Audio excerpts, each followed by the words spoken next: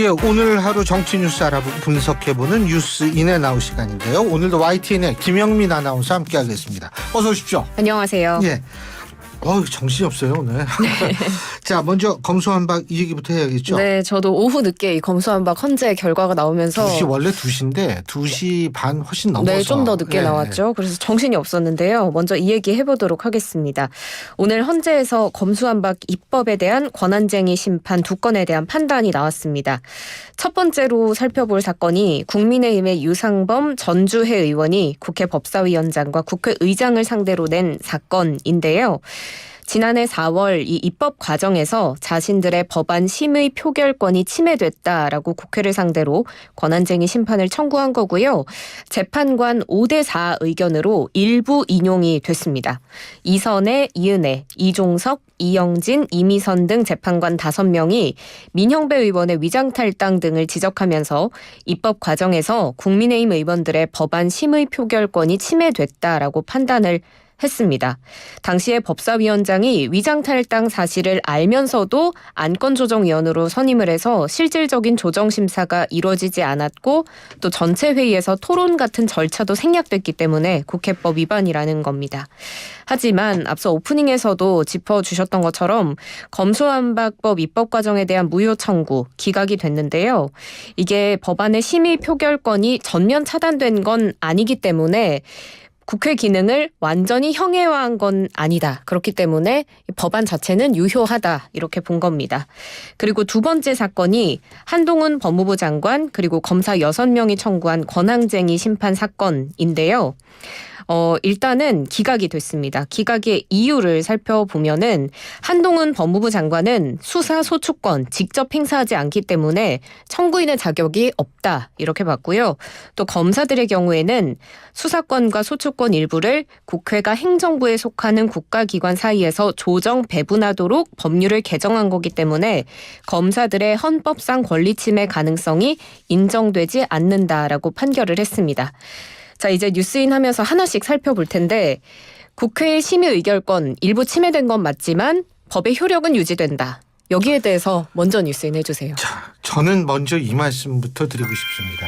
이 제도에 대한 신뢰는 어떠한 경우에서도 손상돼서는 안 됩니다. 네. 그러니까 예를 들자면 가끔 가다가 이 정치인들이 말해요. 맨 처음에 검찰에 기소가 되면 이 검찰이 정치적인 논리에 없어 나를 탄압한다 이러다가 이게 재판에서 또 이제 유죄 판결이 나면 그래서 최종심에서 대법원 판결까지 이게 그 유죄 판결이 나면 그때 뭐라고 얘기를 하냐면 역사가 나의 무죄를 밝혀줄 것이다 이러거든요. 그러니까 이거는 사실 저는 그런 자세는 올바르지 않다고 생각해요. 이 정치인이나 이런 분들은 제도에 대한 신뢰를 최대한으로 끌어올려야 될 의무가 있는 사람이거든요. 그래서 저는 정치인은 아닙니다만 지금 여러분들이 듣는 이런 방송에서 이거 이렇게 되면 어떡하냐 이거는 저는 맞지 않는다고 봐요. 그래서 일단은 헌법재판소의 이건 판결이 아닙니다. 결정입니다. 헌법재판소의 결정을 저는 충실히 받아들여야 되고 받아들인다라는 말씀을 먼저 드립니다. 근데 이제 우리 같은 사람 저는 법률가가 아니죠. 정치학자니까. 근데 이 법률가가 아닌 사람 입장에서 볼 때에는 간단히 얘기한다면 과정에는 문제가 있었는데 결과는 괜찮다라는 것으로 저는 받아들이고 있거든요. 근데 모르겠어요. 또 법리적인 심오한 어떤 측면이 있는지 그래서 제가 이것도 이렇다 저렇다 자신 있게 얘기하기는 좀 힘듭니다만 단지 이제 제가 좀 걱정이 되는 게 과정에서의 문제가 있었다라는 것을 인정했거든요. 아까 네. 말씀하신 대로 위장탈당. 참고로 당사자인 민형배 의원은 위장탈당 꼼수탈당 아니다. 난 그냥 탈당이다라고 주장하고 있습니다. 그런데 오늘 어쨌든 헌법재판소 결정에서는 민형배 의원의 탈당이 이것이 정상적인 탈당은 아니라고 본 측면이 강하거든요. 그리고 사실 지금 소위 말해서 민주당성 무소속 의원들이 이게 자꾸 민주당성 무소속 의원, 네. 민주당성 무소속 의원들이 자꾸 상임위에 들어가거나 소위에 들어가서 이 표결에 참여하는 경우가 있거든요. 예, 그러니까 이게 왜 야당 야당 몫으로 이렇게 되면 그 사이에 이제 들어가면 이게 이제 좀 껄끄러워지는 상황이 많은데 이런 상황이 사실 계속 반복되고 있는 것도 사실이거든요. 네. 근데 오늘 결정처럼 과정은 좀 그렇지만 뭐 결정은 뭐 이게 결과를 뒤집을 만한 정도는 아니다라고 했을 경우엔 계속 이런 것들이 나오면 어떡하나. 전 그런 게 참 걱정이 됩니다. 참고로 정치는 결과로 평가받는 것이지만 민주주의라는 시스템은 과정도 결과 못지않게 중요하다. 이 말씀을 드리고 싶습니다. 결과 못지않게 중요한 과정에 대해서 이야기를 네. 해주셨고요. 그리고 또 오늘 헌재 판단 중에 한 장관이 청구한 건 기각이 됐는데 그 이유가 자격이 되지 않아서거든요. 네. 여기에 대해서 어떻게 보셨어요? 뭐 그러니까 그 표현은 뭐 맞을 수 있겠죠. 제가 이게 법률가가 아니기 때문에 이것이 맞다 틀리다 이렇게 얘기할 수는 없고 참고로 한동훈 장관의 청구인 자격은 이게 어제 오늘 문제가 됐던 것은 아니에요. 당시에도 국회에서도 논란이 나왔고요. 됐기 때문에 그것을 정리한다는 의미는 분명히 있을 거라는 생각이 듭니다. 네. 그래서 오늘 결정의 내용을 보면 지금 인용된 부분도 5대4로 인용이 됐고 네. 그리고 한동훈 장관이 청구한 부분도 5대4로 각하가 되고 이렇게 팽팽하게 어떻게 보면 결과 판단이 나왔는데 이 5대4가 지니는 의미 어떤 건지 좀 살펴봐 주세요. 결론적으로 얘기를 한다면 5대4라는 것이 당연히 이것은 뭐 이 기각이 된다라는 결과의 수치죠. 네. 물론 다른 쪽은 인용이 되는 수치지만 그런데 사실 전 뭐라고 생각하냐면 그만큼 헌법 재판관들의 고민의 흔적을 읽을 수 있고 그만큼 이것이 사실은 논란의 소지가 상당히 있다라는 것을 저는 의미한다고 보거든요. 그래서 논란의 소지가 있다라는 것은 무슨 의미냐? 이거는 사실 그 검수완박이라는 법안뿐만이 아니고 지금 사실 지금 사실 양곡관리법도 지금 문제거든요. 오늘 양곡관리법을 비롯한 민주당이 단독으로 지금 밀어붙이고 있는 법안들에게 공통적으로 해당될 수 있는 부분도 분명히 포함이 되어 있기 때문에 제가 볼 때는 헌법재판관들도 이런 상황을 그냥 놔둬야 되느냐에 대한 치열한 고민이 있었을 거라고 저는 봅니다. 근데 네. 어쨌든 결론적으로 저는 결정은 당연히 받아들이지만 하지만 그걸 좀 설명을 어떻게 해야 될지 고민해 봐야 될 것 같아요. 과정은 문제가 있는데 결과는 괜찮다. 글쎄요. 예. 결과적으로 검수완박법은 유지가 되기는 되죠. 하지만 예. 그 과정에서 있었던 그렇죠. 많은 고민의 흔적들과 그렇게 살펴볼 되면 부분들. 아까도 말씀드렸지만 계속 이런 편법이라든지 이런 것들이 계속 등장하면서 보는 사람으로 하여금 굉장히 당혹스러운 상황이 계속 연출될 수가 있는 거죠. 안 좋은 선례가 만들어질 수 있게끔 어떤 판결이 그거는 모르겠습니다만 두고 봐야 됩니다만 네. 이번에 어쨌든 좀 상당한 문제의식을 오히려 더 갖게 된 계기가 네. 됐다라는 생각은 듭니다. 네, 잘 들었습니다. 다음으로는 정치권 소식 살펴볼 텐데요.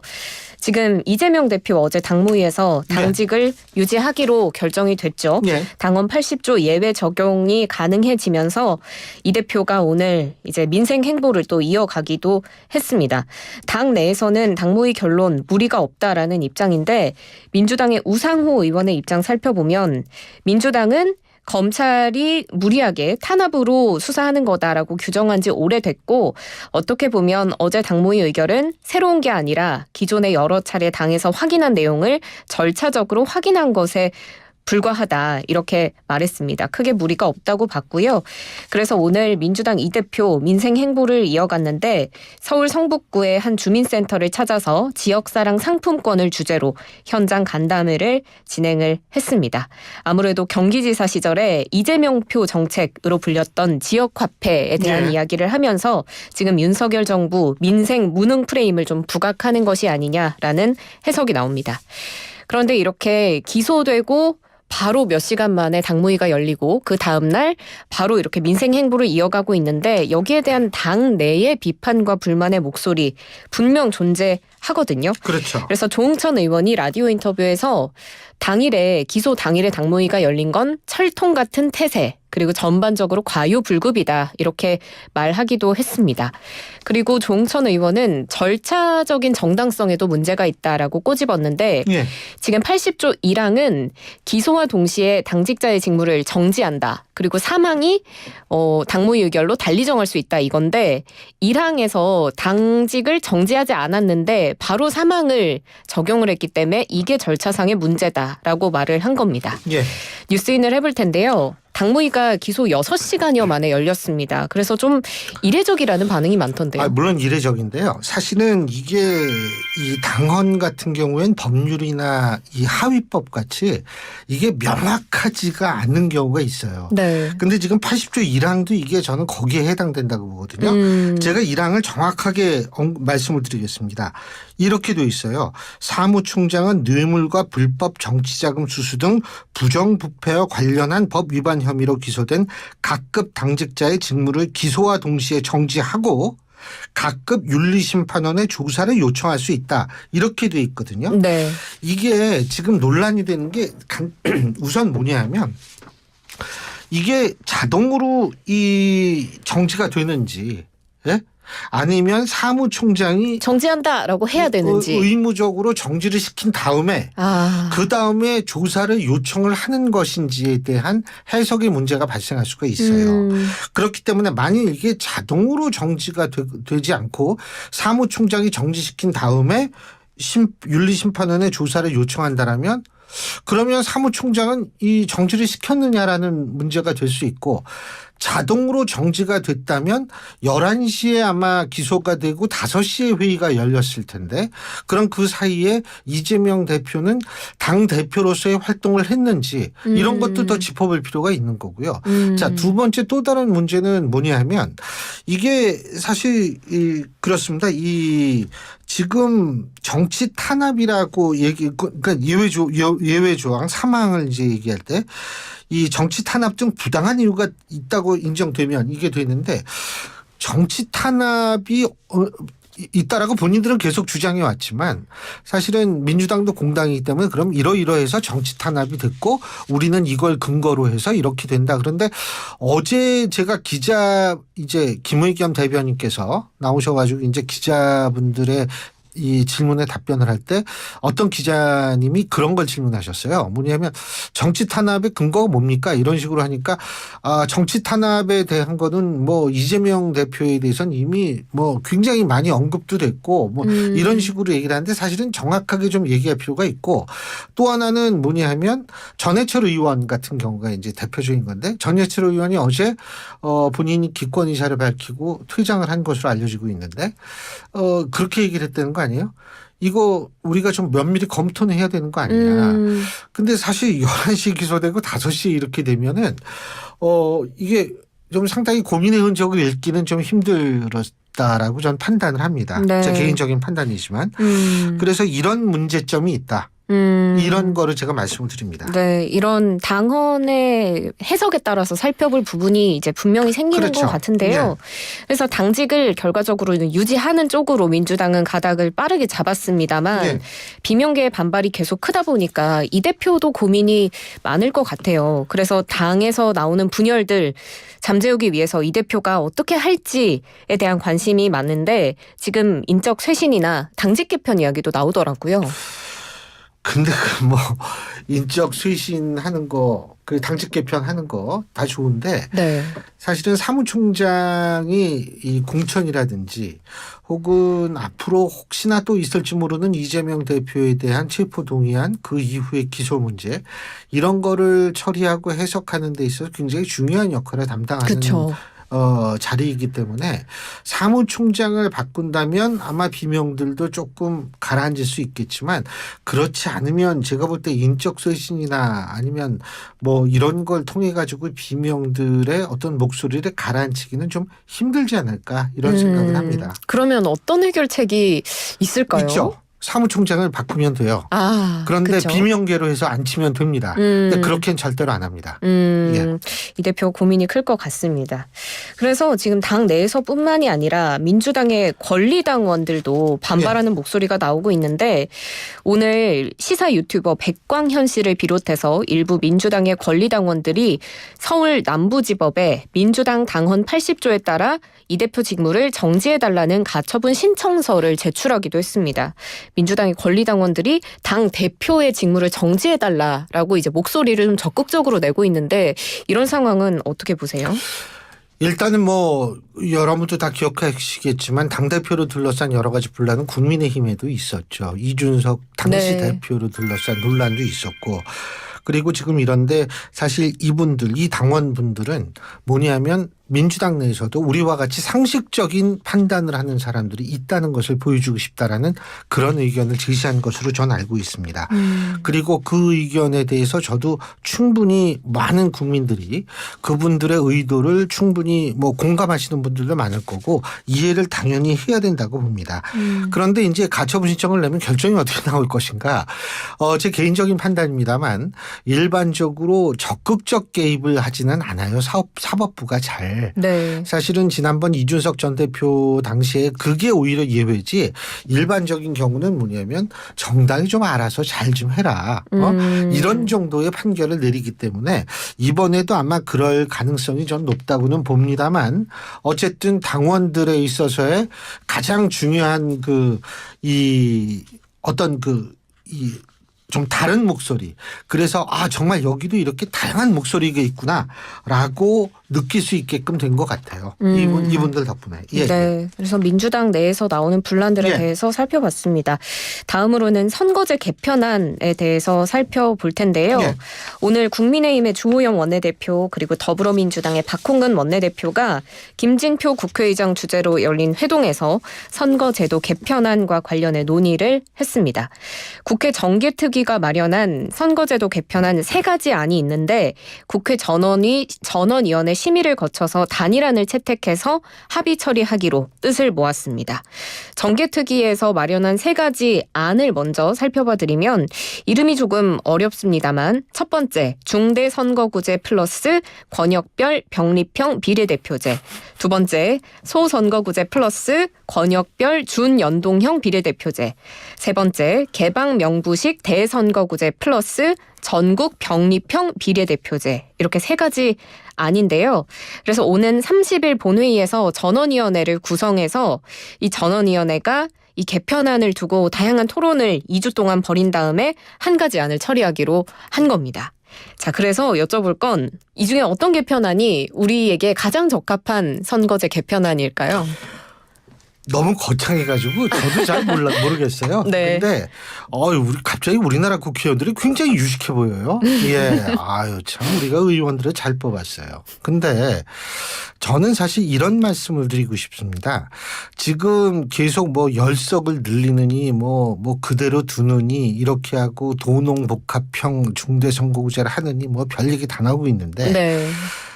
일단은 저는 그래요. 권역별 비례대표제를 하든 연동형 비례대표제를 하든 뭐 어떤 경우를 하든 참고로 그냥 청취자 여러분께서 그냥 알아두시면 좋을 것이, 대부분 비례대표제, 이런 식의 비례대표제는 내각제를 하는 국가에서 하는 그렇죠. 겁니다. 그 얘기 전에도 한번 해주셨죠. 예. 그리고 예를 들면 미국에서 비례대표 있다는 소리 들어보신 청취자분 계신지 제가 오히려 묻고 싶고요. 그렇기 때문에 이게 권력구조와 맞물린 문제다. 그리고 두 번째는 뭐냐면 이렇게 비례대표를 어떤 형식으로 하든 아니면 뭐 중대선거구제를 하든 사실은 지금 정도 크기의 이 의원들 가지고는 뭐를 해도 별 차이는 없다라는 말씀을 드리고요. 그러니까 다시 말해서 선거구제의 장점이 살리기가 힘들다라는 말씀을 드리고요. 세 번째로 제가 말씀드리고 싶은 것은 지역구 의원들 입장에서 볼 때에는 본인들은 4년 동안 열심히 지역구를 관리하고 막 그렇게 했는데 이게 갑자기 선거구제를 바꿔가지고 이게 그러면 또 이상하게 틀어지거든요. 이거 탐탁하게 생각할 의원들 많지 않을 겁니다. 그렇기 때문에 여러 가지를 종합해 봤을 때에는 글쎄 이번에 뭐 될 수도 있겠습니다만 되지 못할 가능성도 배제할 수 없다. 그리고 참고로 말씀드리는데 우리나라 국회 주특기가 뭔지 아세요? 뭘까요? 정개특위 만드는 거고 개헌특위 만드는 겁니다. 이 두 개가 주특기예요. 거의 매 회기마다 만들었거든요. 네. 뭐 그래가지고 또 뭐 본인들이 뭔가 하는 걸 보여줘야 될 거 아니에요. 그러니까 이제 그런데 글쎄요, 좀 두고 봐야 될 겁니다. 근데 네. 쉽지는 않을 거라고 저는 개인적으로 판단하고 있습니다. 네, 정말 뭐 앞으로 2주 동안 30일 전원위원회 만들어지면 2주 동안 활동에 들어간다고 하니까 어떤 결과가 도출될지. 2주 동안 활동해가지고 결론 안 나오고 그걸 밀어붙일 수 있는 환경이 된다면 대단한 국회죠. 그 정도면 뭐 350명이 아니라 450명 만들어도 돼요. 예. 그래도 우리 국회인데 대단하지 않을까 기대를 좀 해봐도 되지 않을까요? 그렇죠. 그렇게 긍정적인 마인드로 사는 것이 결국 사회생활에도 좋고 네. 본인의 정신 건강에도 좋습니다. 긍정 요정입니다. 자, 그런데 이 세 가지 안 모두 국회의원 정수는 300명을 유지하는 쪽으로 결정이 됐어요. 국민의힘이 이제 국회의원 수 늘리는 거 동의할 수 없다라고 했는데 그게 받아들여진 걸까요? 그리고 이제 사실 민주당도 지금 전 일단 그 말씀은 제가 이전에 한번 드린 것 같은데 이론적으로는 민주당 주장이 맞아요. 늘려야 됩니다. 네. 참고로 제가 다시 한번 말씀드리는데 우리나라는 국회의원 1인당 대표할 수 있는 인원수가 국민 17만 명 기억하고 있습니다. 그런데 OECD 평균은 7만에서 8만 정도 됩니다. 네. 그러니까 우리나라는 거의 2배도 넘는 거예요. 이런 상황에서는 늘려야 되는 거는 맞는데 늘리자 이거예요. 하지만 자기는 월급 깎으면서 늘리면은 그건 좀 이렇게 논의의 여지가 있어요. 근데 자기네들 기득권 누릴 거 다 하면서 계속 늘리자 그러니까 국민들이 이분들 봐라 이렇게 되는 거죠. 그러니까 민주당도 결국은 기득권을 할 생각이 없이 늘리자고만 얘기를 했다가 이거 분위기가 안 좋으니까 만약 민주당이 자신들의 주장을 계속 밀어붙이려면 자 우리 깎겠다 우리 월급. 그리고 우리 특권 다 없애겠다. 이렇게 나와야죠. 거기에 300명을 쫓아갈 게 아니라. 그래서 저는 좀 의도가 그러니까 좀 잘 이해가 안 돼요. 그러니까 자기 걸 포기하지 않으려고 하면 아무것도 안 됩니다. 그렇군요. 네, 이렇게 선거제 개편안 내용까지 살펴봤고요. 마지막으로 살펴볼 내용은 초계기 위협 비행에 대한 우리 국방부의 입장입니다. 예. 지금 이종석 국방부 장관이 초계기 위협 비행에 대해서 일본이 한 것이 맞다라고 재확인을 했는데요. 오늘 국방위에서 한 발언입니다. 하지만 이 국방부가 한일 간의 입장이 초계기에 대해서는 서로 다르기 때문에 사실관계를 명확히 해야 하고 실무관계를 수차례 했다. 그래서 한일 관계 진전에 따라서 그 부분을 진행해 나갈 것이다. 이렇게 조금은 모호하게 입장을 밝혔고 그래서 여기에 대해서 민주당 윤호덕 의원이 그래서 대한민국의 입장은 무엇인지 여기서 얘기를 해달라. 그리고 뭐 일본으로부터 초계기 위협 비행에 대한 사과를 받아내야 한다. 이런 식으로 촉구를 하자 이 장관은 그 부분은 앞으로 다시 협의할 것이다. 이렇게 답변을 했습니다. 그리고 또 한일 정상회담에서 이 초계기 위협 비행 사건은 안건으로 올라오지 않았다라고도 덧붙였는데요. 아무래도 좀 민감한 문제고 한일 간에 약간은 불편할 수 있는 주제인데 한일이 지금 화해 국면에 접어들려고 정부가 노력하고 있잖아요. 그래서 사과를 받아낼 수 있을지 궁금한데요. 근데 제가 개인적으로 볼 때에는 사과를 할지 안 할지는 전 모르겠어요. 네. 하지만은 지금 한일 관계 미국이 생각하는 한일 관계의 가장 중요한 부분은 안보 부분이거든요. 네. 그런데 예를 들면은 우리 같은 경우 일본이 주장하는 건 우리가 사격 통제 레이더를 조사했다 지금 이런 얘기를 하고 있고 우리는 그게 아니다라는 입장이 아니겠어요? 네. 그런데 미국이 이거는 분명히 중재에 들어갈 겁니다. 이거는 역사 문제보다는 훨씬 간단한 문제거든요. 그렇기 때문에 그렇게 되면 양국 간에서 적정한 선에서 타협을 볼 가능성이 있어요. 왜냐하면 둘의 주장이 너무 다르니까. 그런데 뭐 우리 측에서는 당연히 일본의 사고를 주장하는 게 맞아요. 그리고 일본은 아마 또 계속해서 사격 통제 레이더를 조사했다는 주장을 할 텐데 저는 그 미국의 어떤 개입에 의해서 어느 정도의 절충점을 찾을 가능성은 있다. 왜? 이 문제가 해결이 안 되면 소위 말하는 안보 특히 이제 중국에 있어서의 러시아의 관계도 지금 굉장히 주목받고 있는 상황에서 한일 관계 개선 노력이 이런 문제 때문에 다시 물거품이 될 수 있다라는 미국의 어떤 불안감도 있을 수 있거든요. 그런 점을 한번 주시하고 봐야겠죠. 네. 오늘 그래요. 클로징 멘트 부탁드립니다. 예. 오늘 여기까지 하겠습니다. 김영민 아나운서 수고 많이 하셨습니다. 고맙습니다. 감사합니다. 예.